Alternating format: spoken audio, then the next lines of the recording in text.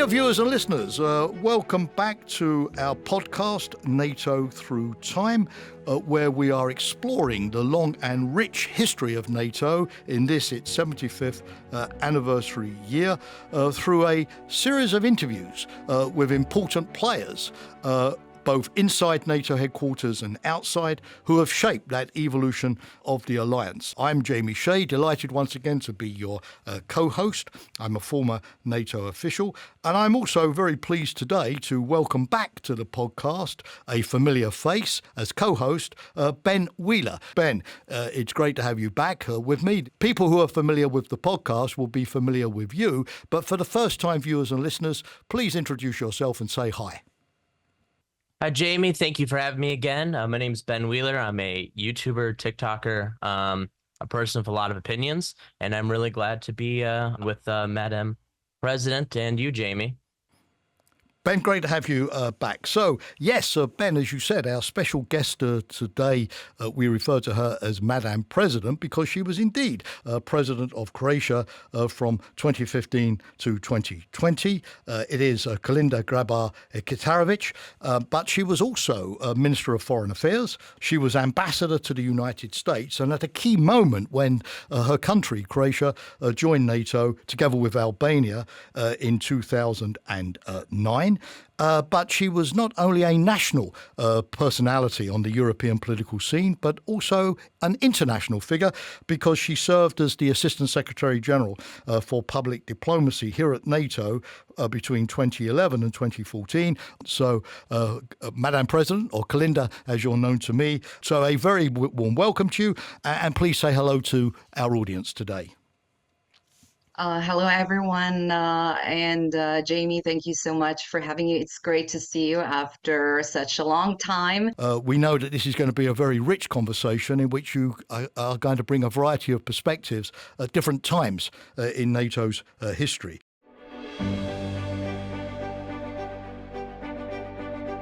Madam President, you were born in what was then Yugoslavia, which was originally part of the Soviet-controlled Eastern Bloc, but it followed a policy of neutrality throughout most of the Cold War. So from this non-aligned perspective, when did you learn about NATO, the Warsaw Pact, and geopolitics more broadly in school?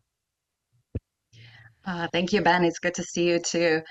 First of all, I have to say, when it comes to the period of the former Yugoslavia, I was obviously in elementary school and the first years of high school, and I just began college when the dissolution started apart. But even though I did not like the former system, I did not like communism or socialism as it was called in the former Yugoslavia, I must say when it comes to what we were taught at school, there wasn't much animosity that was displayed towards NATO or the United States.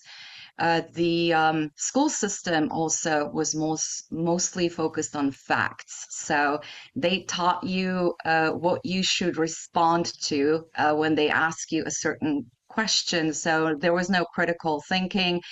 There was, as you know, there was no freedom of speech at the time. And Yugoslavia at the time, I would say, was mostly self-focused. After Tito broke off with Stalin back in 1948, there was a lingering fear of Soviet invasion. So there wasn't much in terms of sympathy towards the Eastern Bloc, although the relations continued, but there was obviously geopolitical rivalry. But what the school system and education in the former Yugoslavia was focused on was how great Yugoslavia was, how great Tito was. It was mostly focused on the non-aligned movement when it comes to foreign policy and his grandiose visits, among other, to China and other countries. But when it comes to domestic policy, it was actually a lot more brutal in terms of keeping that bubble alive by suppressing not only nationalism, but any kind of patriotism. So you could declare yourself that you're Croat, etc. But it was a one-party system, and again, there wasn't much freedom to begin with. Also, my views were very much shaped by my own background, by my family background. My grandparents were part of the anti-fascist and anti-Nazi resistance. They were partisans. But after the war ended, they were very much disappointed that and felt cheated actually that Croatia became part of communist Yugoslavia because they were fighting for a free Croatia. And they held, I especially remember my grandmother, who was so pro-American at the time. The only complaints that she had was regarding the Vietnam War and the treatment of African Americans in the US. But other than that, she used to say, in case Soviets invade us, America will save us. So that kind of shaped my own views of the United States and the transatlantic relationship. And again, being so young, I wasn't very keen on watching those long political programs, either internal or foreign policy on the TV. So we were growing up in that bubble where we were being taught that it was the best system in the world. And of course, the general line was there are enemies, foreign and domestic, that we have to fear. But capitalism is rotten. It will soon fall apart, and communism will dominate the world.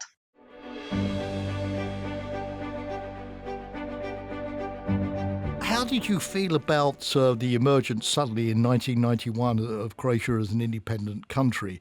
Was this something that you'd sort of anticipated? It's coming, it's inevitable. Did it take you by surprise? And of course, the early years must have been difficult, right? Because although Croatia was independent in 1991, the rump, if I can use that expression, Yugoslav forces continued to occupy quite large portions of the country until the end of the conflict in 1995. So how difficult were those early years of independence? How did you sort of, growing up in that system, how did you perceive it all? And did you immediately think, well, my vocation is now to sort of become a political figure, a diplomat, and make my country strong and independent? I'm going to go into public service as a result.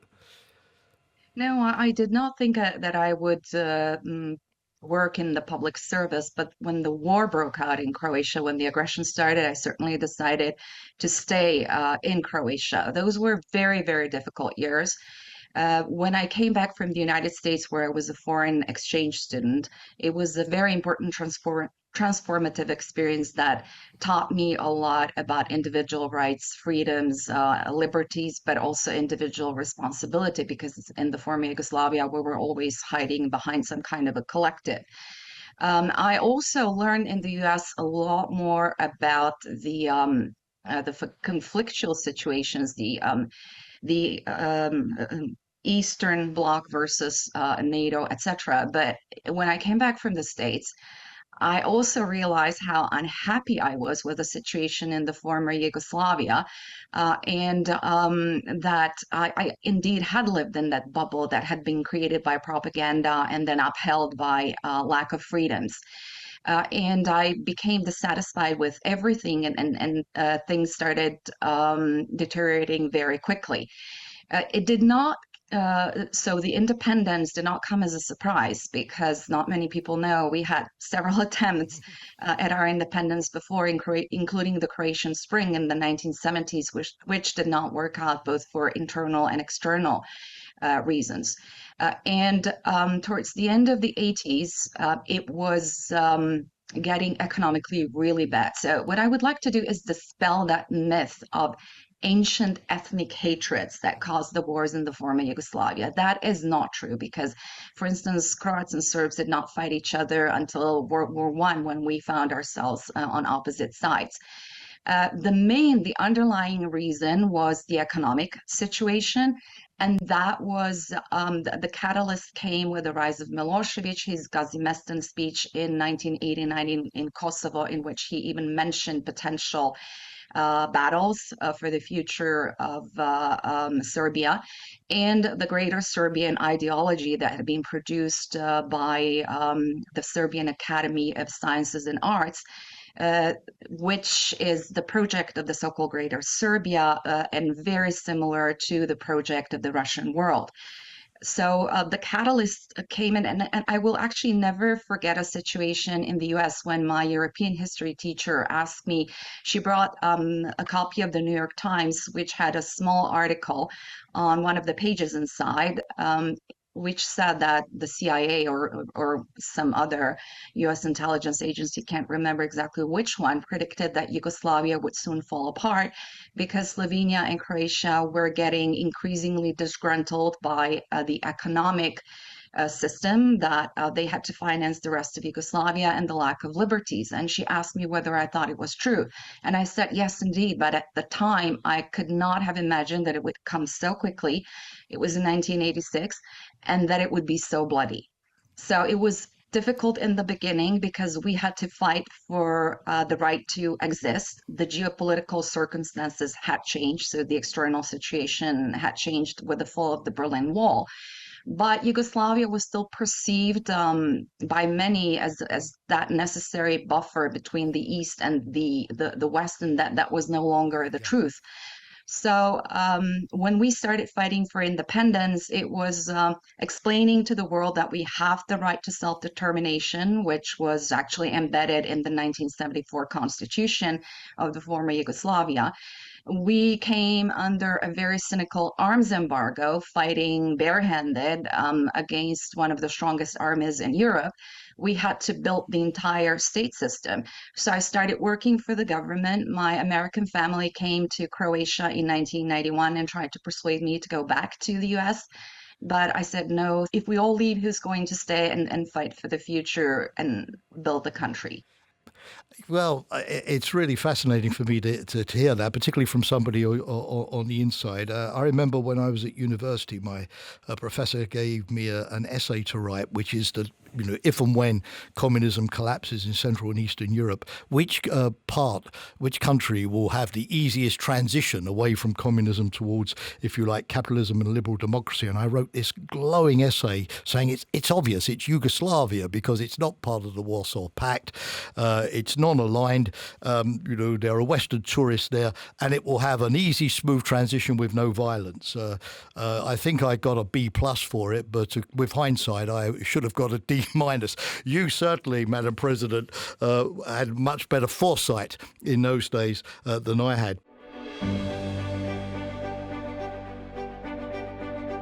As you well know, better than I, NATO then intervened, not directly in Croatia, but in Bosnia, and then later on in Kosovo.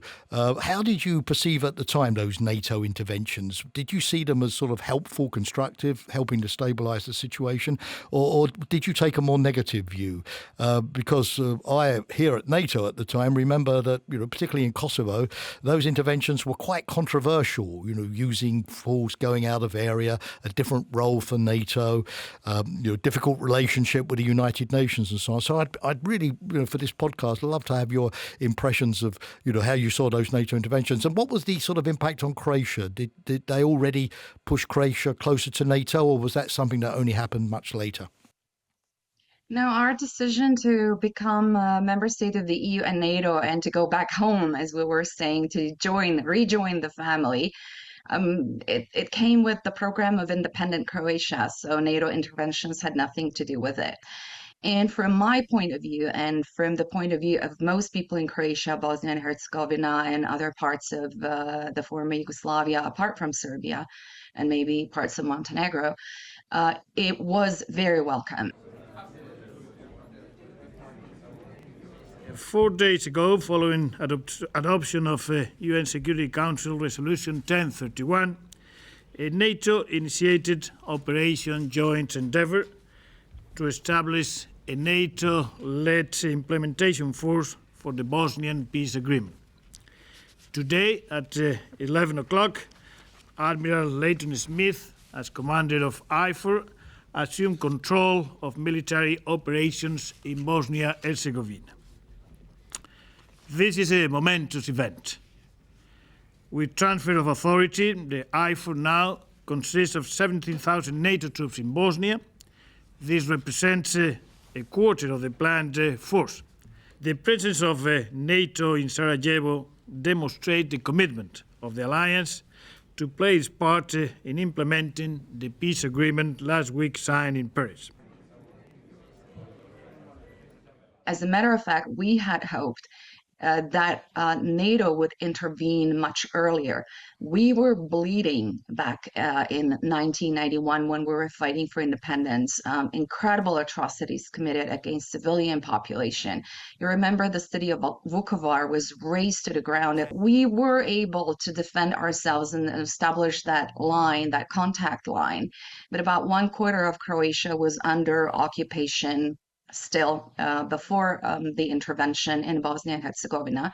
So we were building the armed forces and we were building the strength to retake the territory, the occupied territories. So with the intervention in Bosnia and Herzegovina, what happens is finally NATO takes a stand.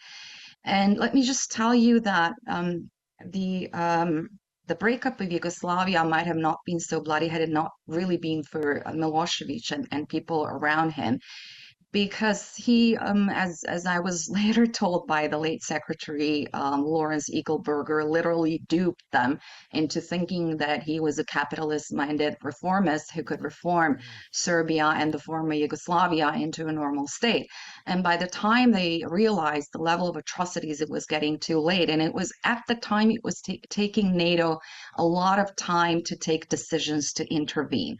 So with NATO aerial interventions in Bosnia and Herzegovina, the Croatian armed forces, together with the Bosnian armed forces, based on a state agreement that was signed between the two countries for the Croatian troops to be able to enter Bosnia and Herzegovina, we literally became NATO's troops or boots on the ground, and carried out operations that led to military successes and pushing the Serbs back. And we were literally at the gates of Banja Luka and created the circumstances for the Dayton Peace Accords, which are most of the time credited for bringing peace to Bosnia and Herzegovina. But as a matter of fact, it was the military action, our joint military action, that created those circumstances that we could talk about peace on our own terms. Well, Dayton is not perfect. I think we could have done a lot of things differently back then, but again, easier, when you talk about your own essay, as we say in Croatia, it's easiest to be the general, the commanding general after the battle has been fought. I'm grateful to you for all these really fascinating hindsights, and I think it's good that even saying this as a former NATO official, that you rectify sometimes the public impression that it was only the NATO air campaign in September 1995 that created Dayton and the end of the war. You point out that it was also Croatian activities on the ground as well. I think that full picture is helpful. I'm also grateful to you for mentioning the former US diplomat Lawrence Eagleburger, because if he got it wrong, then it makes me feel slightly better about my undeserved B+ in my essay.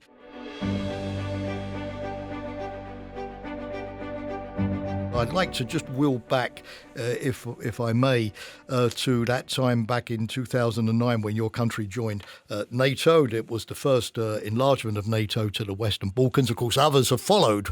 You went through the door, and others like Montenegro in 2017 and North Macedonia in 2020 have followed. So you certainly set a trend there. But you were obviously very much involved in all of this in the government as ambassador. So can you tell us, how did it all go? Was it a smooth process? Were there sort of bumps in the road? You joined together with Albania. Did you coordinate with Tirana very closely? Were there other sort of European countries that helped? I know that you were the person who deposited the instrument of ratification of your country to the State Department, so it couldn't have happened without you, that's for certain. But tell us a little bit about that process, if you don't mind. Of course, there were bumps in the road. I think that the biggest challenge came with persuading both the EU and NATO to start negotiations with us, that we were really serious about it.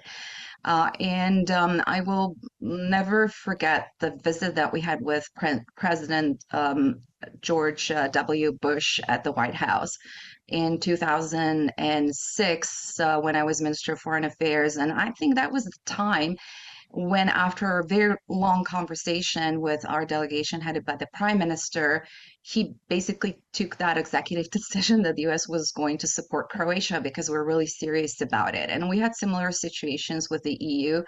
The processes were very much complementary. The one with NATO was perhaps simpler because it did not involve as much legislation as with the EU, but many of the criteria were much similar or much the same.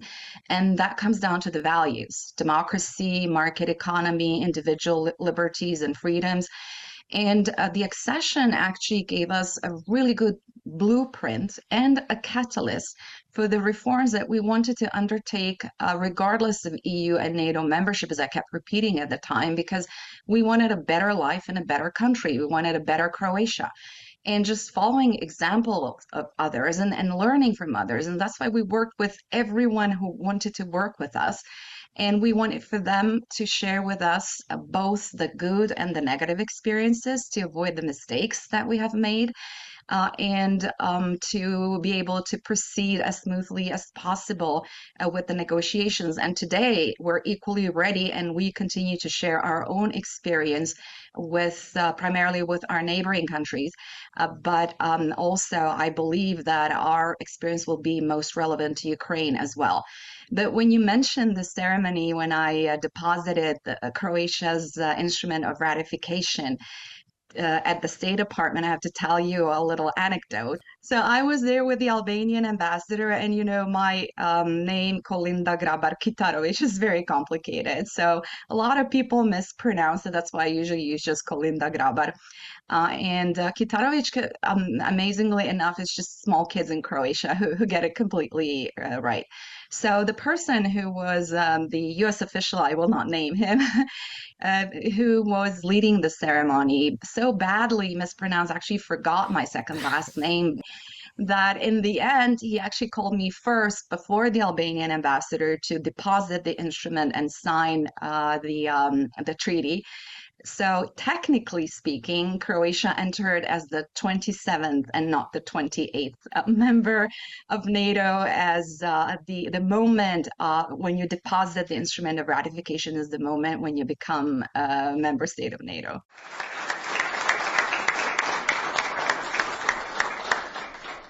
All right, Ambassador Grabar-Kitarović will now present the instrument of accession to Deputy Secretary Steinberg.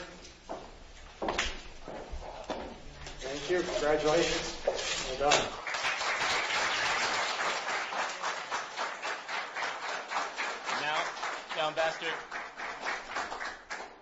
Now, Ambassador Salabanda. Thank you.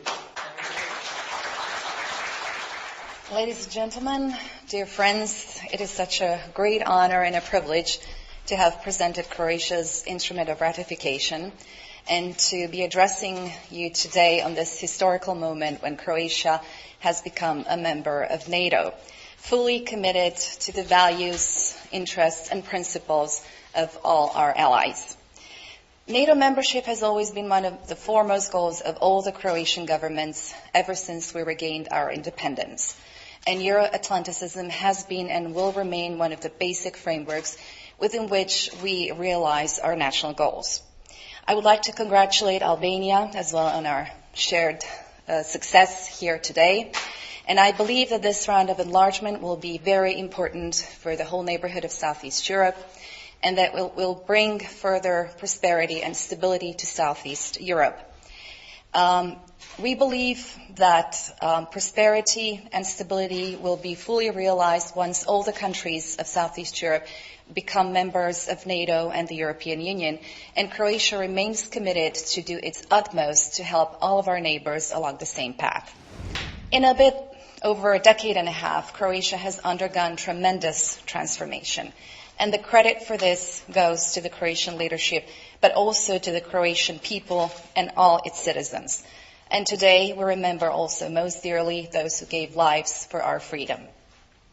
We have transformed from a security receiver to security provider. And today we stand together side by side with the United States and other allies. And let me reassure you that you can continue to count on Croatia as a responsible and a reliable ally. Thank you very much.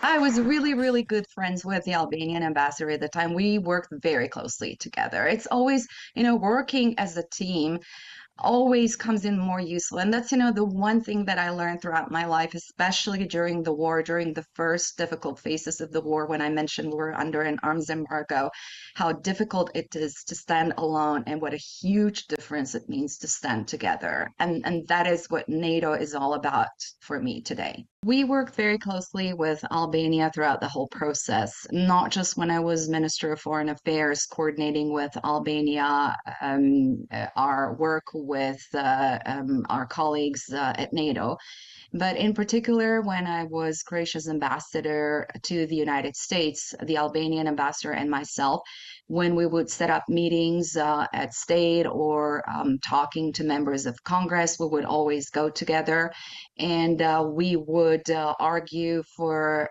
both the case for Albania and Croatia to accede.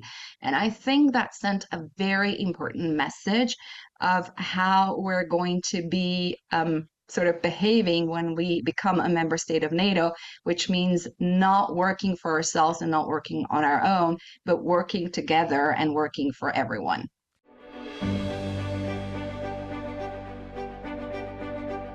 If I may, I'd just like to ask you two things.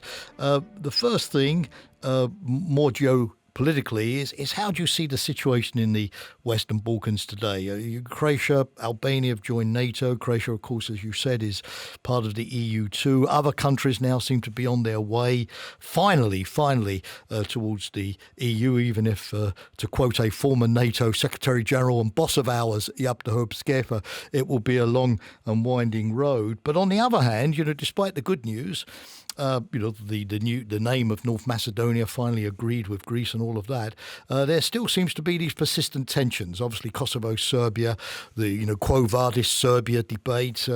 How do you see it all? I know that you're still very, very, very much engaged in the diplomacy of the Western Balkans. So, what's your sort of take on where things stand? And can I ask you just also if you see NATO still having a political role to play? We know that NATO forces are still in Kosovo, presumably with some Croatian troops there as well, participating in all of that. But apart from, Kosovo and the KFOR force, can NATO do more to sort of, push towards reconciliation and integration? First of all, our region has two huge potentials.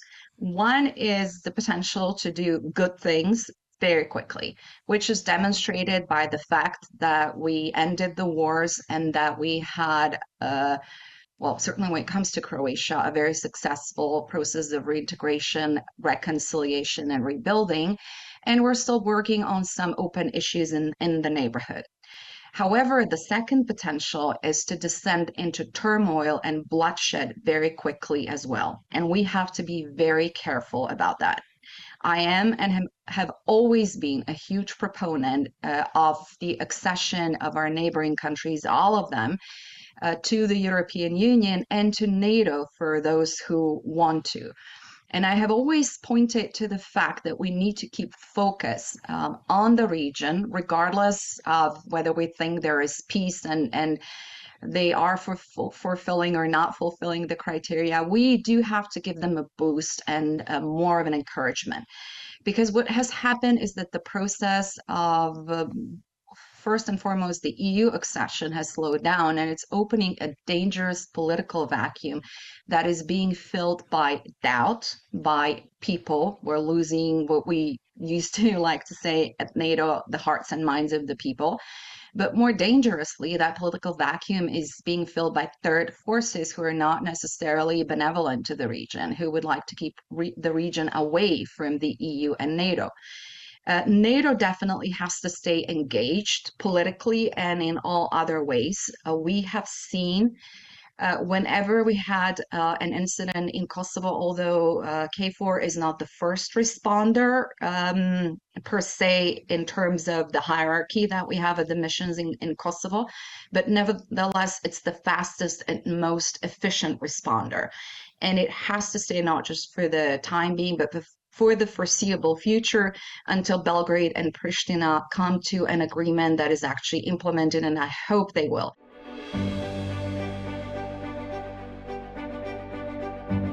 Kolinda, or Madam President, you've traveled extensively throughout Ukraine in recent months. What is your perception of the situation on the ground, and what does it mean for Ukraine and for NATO more broadly, but also what is your role in Ukraine as a whole? Yes, I travel extensively to Ukraine on a regular basis, and mostly in my personal capacity, and trying to assist Ukraine with all of the aspects that we have been through as Croatia, and I personally, who, as I told you, I stayed here throughout the war. I started working for the government, and I participated in the peace negotiations, reconciliation, rebuilding processes, etc. So I'm mostly trying to help with issues such as humanitarian demining, then helping wounded soldiers with rehabilitation. But we also have a lot of experience with PTSD, which is very similar to Ukrainian experience because our entire population was also the victim of war in terms of physical dangers and the horrible atrocities and crimes and the horrible experiences that people went through.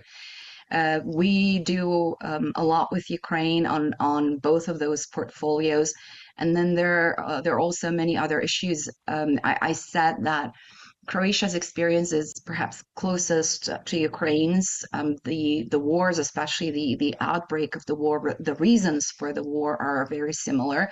There are some huge differences because the warfare has evolved now, and there is this component of not just territorial war, but using sophisticated technologies, and Ukrainians have become incredibly skillful at that. So there's much that we can all learn from them.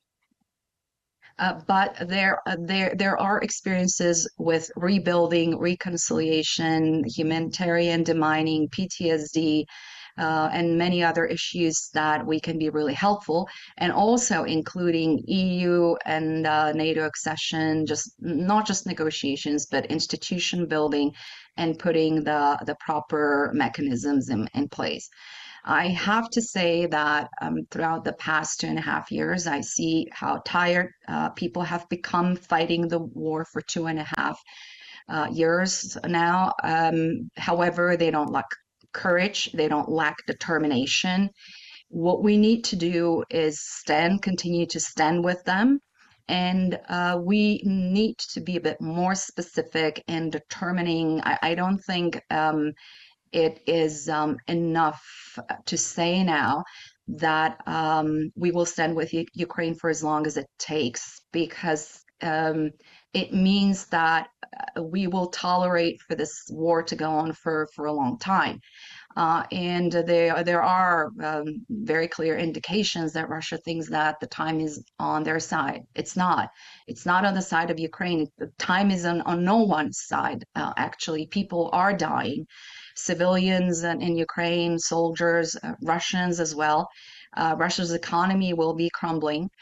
So we do need to send strong messages about helping Ukraine remain a sovereign, independent country, but also that we are completely determined to defend every inch of the Allied territory, that NATO is not an offensive alliance. It's a defensive alliance. We will defend ourselves. NATO is not aimed against anyone. However, we will stand firm in unity based on Article 5.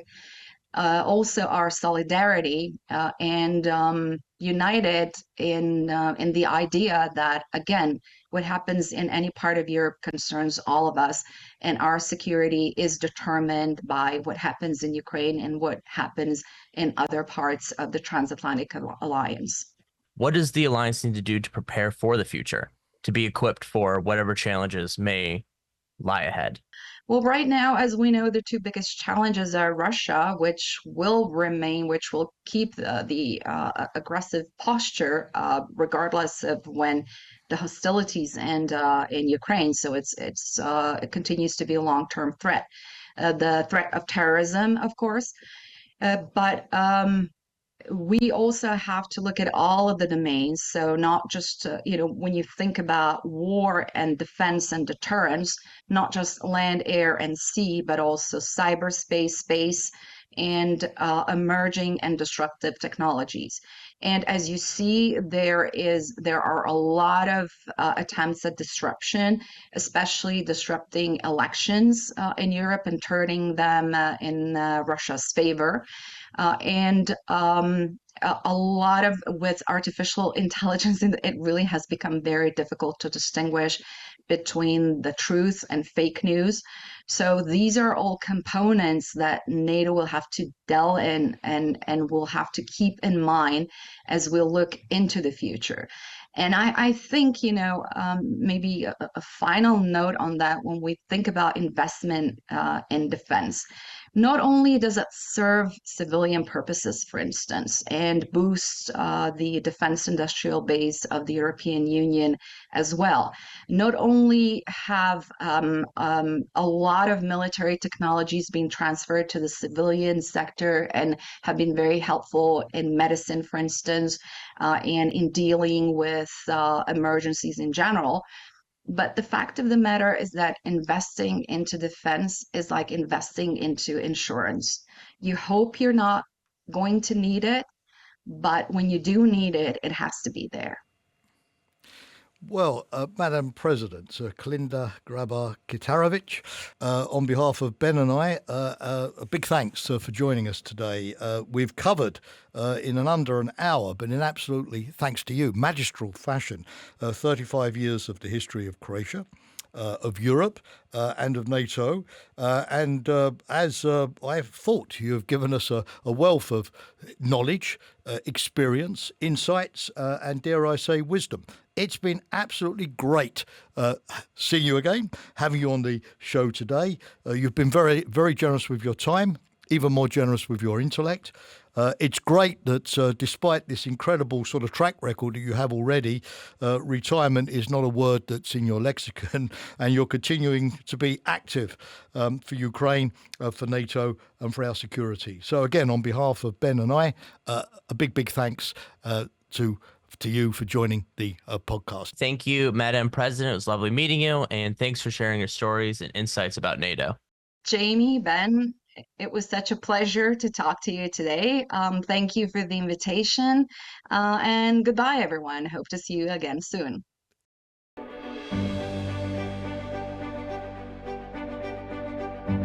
So, well, Ben, what did Madam President say that sort of struck you in particular? Or did you learn anything new? I'm always blown away to learn more about the falling apart of Yugoslavia. It is because the Soviet Union obviously overshadows it, but it's just such an insane event that it just always blows my mind to learn more things about it. What did you think was most interesting or surprising? Well, yes, I mean, it's certainly a career in nation building. She had the opportunity to go back to the United States, having studied there, which, of course, would have been a much more comfortable, I imagine, sort of situation to be in. But she chose not to pursue that route and to stay in Croatia, even though conditions must have been very difficult at the time in the aftermath of the war, and participate in the rebuilding of the country. But Ben, finally, like you, having lived through the events of the former Yugoslavia, I very much appreciated her analysis, because I at NATO saw it from the outside inwards, and she saw it from the inside outwards. Particularly the point you made that, contrary to popular perception, it was not some sort of ancestral war of ethnic hatred, between peoples who'd always hated each other, but it was the result of economic factors, and above all, the political manipulation of bad leaders like Slobodan Milosevic at the time, and so not seeing things as inevitable or fatal, but seeing things as voluntary and done by bad leaders. We think of Russia and Putin. That's probably a lesson that NATO will be mindful of more generally today. But anyway, Ben, as always, great to partner with you. Of course, I love doing it. It's always great to be here with you, Jamie. Always great to talk to our guests, and I hope to be back for more.